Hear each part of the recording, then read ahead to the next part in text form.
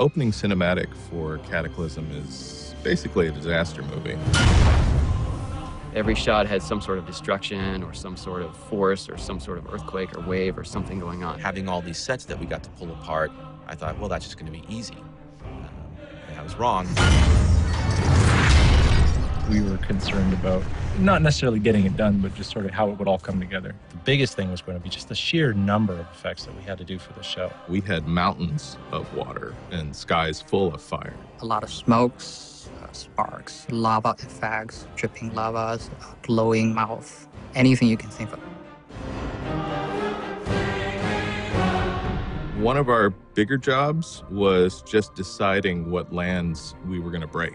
The wonderful thing about working on something like World of Warcraft is you have a very established set of environments. Every environment piece that we saw in the foreground and a bunch in the background had to be destroyed. So it was a kind of an environment-driven production rather than a character-driven production. It's a lot different than animating characters, but it doesn't mean that you can't put a lot of character into it. We went through a lot of iteration to capture the essence of those places, but also ground them in this sort of heightened reality.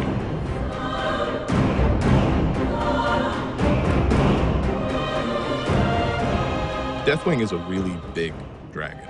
He's like airliner big, right? We knew that we were going to see him from all angles, so he needed to be believable from all angles. So we give him the full treatment. His size and scope of the areas that he's traveling over is enormous. I was very afraid on a more macro level that we would build a fire or build smoke or embers or what have you, and that we would not be able to convey how big he really is. Deathwing is a very complicated character, and I was tremendously impressed at how our team was able to bring him to life.